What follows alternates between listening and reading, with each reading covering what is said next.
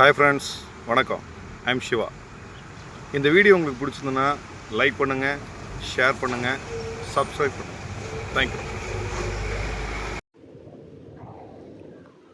வணக்கம் நண்பர்களே, நான் உங்கள் சிவா.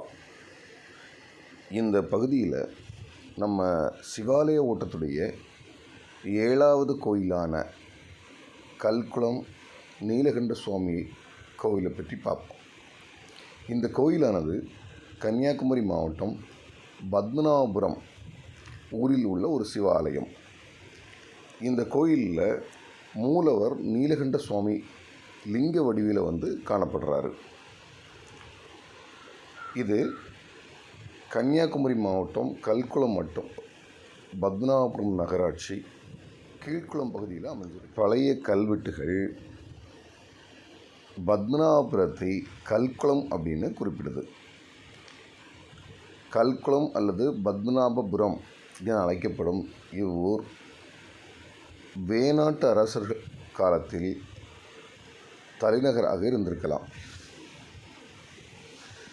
அதே போல் திருவிதாங்கூர் அரசின் முதல் தலைநகரமாகவும் இருந்திருக்கு. இது ஒரு பழைய நகரமாக காணப்படுது. இந்த இடமானது நாகர்கோயிலிருந்து திருவனந்தபுரம் செல்லக்கூடிய சாலையில் தக்கலை அப்படிங்கிற ஊரில் இருந்து ஒரு 2 கிலோமீட்டர் தொலைவில் காணப்படுது. இந்த கோயிலானது சதுர வடிவில் காணப்படுது. இந்த கோயிலில் சிவன் மற்றும் அம்மன் இருவருக்கும் தனித்தனியே கோயில் இருக்குது, சன்னதி இருக்குது.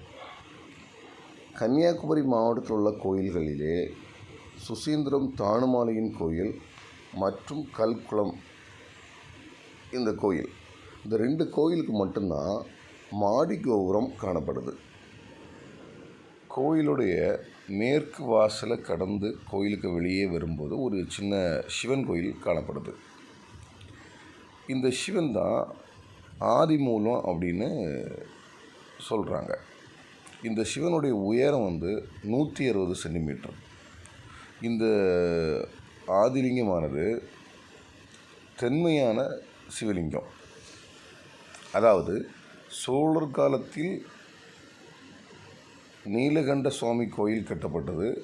அதற்கு முன்னராகவே இந்த சிவலிங்கம், இந்த சிவன் கோயில் இங்கே இருக்குது அப்படின்னு சொல்லப்படுது. இந்த ஆதிலிங்கமானது சுயம்புவாகவே வளர்ந்தவர் என்பது ஐதீகம்.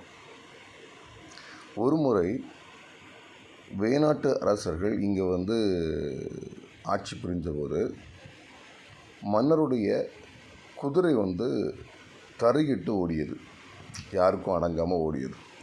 அந்த குதிரை கடைசியாக நின்றது இந்த கோயில் பக்கத்தில் தானா. அரசர் குதிரை நின்ற இந்த இடத்தில் சுயம்போக லிங்கத்தை பார்த்தார். அந்த இடத்துலையே இந்த கோயிலை கட்டினார் அப்படிங்கிறது இந்த கோயிலுடைய தல வரலாறு ஆகும். இந்த கோயிலில் உள்ள நந்தி மண்டபத்தை மதுரையை ஆண்ட திருமலை நாயனார் கட்டினார் அப்படின்னு ஒரு மரபு வழி செய்தியும் இருக்குது. அதுக்கு ஆதாரமாக இங்கே இருக்கக்கூடிய அம்மன் சன்னதிக்கு பக்கத்தில் திருமலை நாயக்கருக்கும் அவருடைய தம்பிக்கும் ஒரு சிற்பம் இருக்குது. அடுத்ததாக 8வது கோயில், அதாவது கன்னியாகுமரி மாவட்டம் மேலாங்கோடு என்னும் ஊரில் உள்ள சிவாலயம் சிவாலய ஓட்டத்தின் 8வது ஆலயம் ஆகும். இங்கு மூலவர் காலகாலர் லிங்க வடிவில் உள்ளார். இந்த கோயிலானது கன்னியாகுமரி மாவட்டம் வில்லுக்குறி பஞ்சாயத்து அருகே உள்ள ஒரு சிறிய கிராமம் மேலாங்கோடு. நாஞ்சி நாட்டை பொறுத்த வரைக்கும் மேலாங்கோடு அப்படின்னாலே இசக்கியம்மன் என்கிற தெய்வத்தோட தொடர்புடையது. மேலாங்கோடு எச்சிகளின் ஊர் என்ற பொருட்களில் கதைகள் பல உண்டு. மேலாங்கோடு ஊரானது கோவிலுக்காக மட்டுமே பெயர் பெற்றது. இங்கு மக்கள் யாரும் வாழலை. சிவன் கோயிலுடைய சேர்த்து சகோதரிகள் என அறியப்படும் 2 இசக்கியம்மன் கோயில்கள் இங்கு காணப்படுவது. இந்த கோயிலில் மூலவர் காலகாலர் 60 சென்டிமீட்டர் உயரம் லிங்க வடிவில் காணப்படுறார். இந்த லிங்கமானது கொஞ்சம் சரிஞ்ச நிலையில் இருக்குது. இந்த லிங்கத்துடைய உச்சி பகுதி அரைவட்ட கோள வடிவில் இல்லாமல் சற்று குவிந்த மாதிரி காணப்படுது. இந்த கோயிலுடைய தல வரலாறு மார்க்கண்டேயன் கதையுடன் கூறப்படுது. அதாவது மிருகண்ட முனிவர் குழந்தை வர வேண்டி தவம் இருக்கிறாரு. அப்போ சிவன் நோக்கி தவம் இருக்கும்போது சிவன் அந்த தவத்திற்கு இறங்கி மிருகண்ட முனிவர் அவரிடம், அறிவும் பக்தியும் கொண்ட உனக்கு ஒரு மகன் வேணுமா, இல்லை அறிவற்ற பண்பற்ற பல குழந்தைகள் வேண்டுமா அப்படின்னு கேட்குறார். மேலும் அறிவுடனும் பக்தியுடனும் ஒரு குழந்தை பிறந்தா அது 16 வருஷம் மட்டும்தான் உயிரோடு இருக்கும் அப்படிங்கிறதையும் முனிவர்கிட்ட சொல்கிறார். அப்போ முனிவர் அறிவில்லாத பண்பில்லாத பல குழந்தைகளை வளர்த்து பல வருஷம் வாழ்கிறதுக்கு பதிலாக எனக்கு அறிவும் பக்தியும் கொண்ட ஒரே ஒரு குழந்தை போதும் அப்படின்னு சொல்லி சிவன்கிட்ட சொல்கிறாரு. முனிவர் கேட்ட மாதிரியே அந்த அறிவுடனும் பக்தியுடனும் கூடிய ஒரு குழந்தை முனிவருக்கு பிறக்குது. சிவனிடம் வரம் பெற்று பிறந்த மகனுக்கு மார்க்கண்டேயன் அப்படின்னு பெயர் வைக்கிறாரு. எல்லா வேதங்களையும் அவன் ஈஸியாக கற்றுக்கிறான். தான் சிவபெருமானிடம் பெற்ற வரத்தை தன் மகன் மார்க்கண்டேயனிடம் விவரித்தார் மிருகண்ட முனிவர். அந்த வரத்தின் செய்தியை அறிந்து கொண்ட மார்க்கண்டேயன் சிவபெருமானினும் மிகவும் பக்தியோடு இருந்தார். எந்நேரமும் சிவனே கதி என இருந்தார்.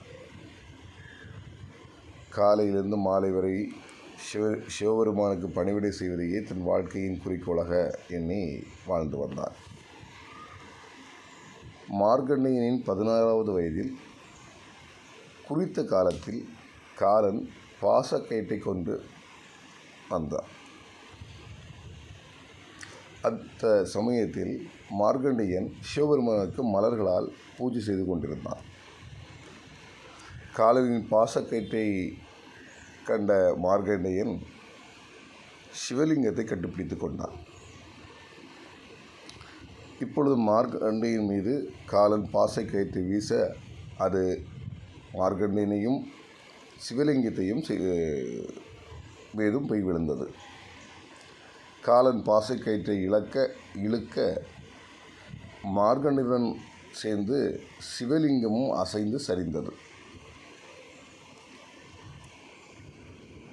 மார்க்கண்டேயனுடன் தன் மீதும் வீசப்பட்ட பாசக்கயிற்றை அறிந்த சிவபெருமான் அந்த லிங்கத்திலிருந்து வெளிவந்து காலனை தன் திரிசூலத்தால் குத்தினார். பின்பு மார்க்கண்டேயனின் பக்தியை உணர்ந்து என்றும் 16 வயதுடன் வாழ்க அப்படிங்கிற வரத்தை மார்க்கண்டேயனுக்கு வழங்கினார். இப்பொழுது இந்த கோவிலில் சிவலிங்கம் சரிந்ததற்கு இது ஒரு காரணமாக சொல்லப்படுகிறது. காலனின் பாசக்கயிற்றின் தடம் இந்த சிவலிங்கத்தின் மேல் இப்போதும் இருப்பதாக சொல்லப்படுகிறது. இதுவே இந்த கோயிலுடைய வரலாறு ஆக கூறப்பட்டு வருகிறது. இந்த கோயிலுடைய காலத்தை கணக்கிட முடியலைன்னு சொல்கிறாங்க. ஆனால் அந்த கோயிலுடைய அமைப்பை பற்றி, கட்டிட அமைப்பை வச்சு பார்க்கும்போது 16வது நூற்றாண்டில் கட்டியிருக்கலாம் அப்படின்னு குறிப்பிடப்படுது. இந்த கோயிலுக்கு தனியாக திருவிழா எதுவுமே கிடையாது. பிரதோஷம், மலர் முழுக்கு விழா, மகா சிவராத்திரி ஆகியவை மட்டும் சிறப்பாக நடத்தப்படுது. மேலாங்கோட்டு இசைக்கு அம்மனை தரிசிக்க வரக்கூடிய அனைவரும் சிவபெருமானையும் தரிசிக்க வர்றாங்க.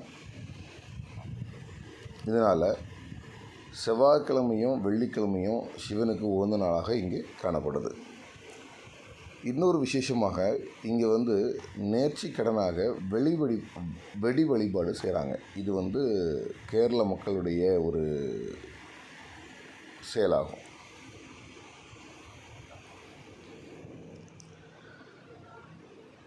இன்றைக்கி நம்ம பார்த்தது கல்குளம் மகாதேவர் ஆலயம், மேலாங்கோடு மகாதேவர் ஆலயம்.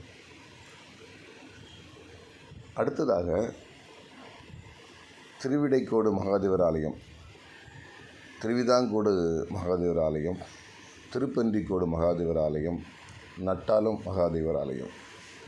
இந்த 4 கோயிலை பற்றியும் அடுத்த வீடியோவில் நம்ம பார்ப்போம். சிவ ஆலய வழிபாடு நம்மளுடைய வாழ்க்கையை மன நிம்மதியோடு வாழ வழிவகுக்கும் அப்படிங்கிறத கூறி அனைவருக்கும் நன்றியை தெரிவிச்சுக்கிறேன். நன்றி. Friends, I am Siva. என்னோடய வீடியோ உங்களுக்கு பிடிச்சிருந்ததுன்னா லைக் பண்ணுங்கள், ஷேர் பண்ணுங்கள், சப்ஸ்கிரைப் பண்ணுங்கள். தேங்க்யூ.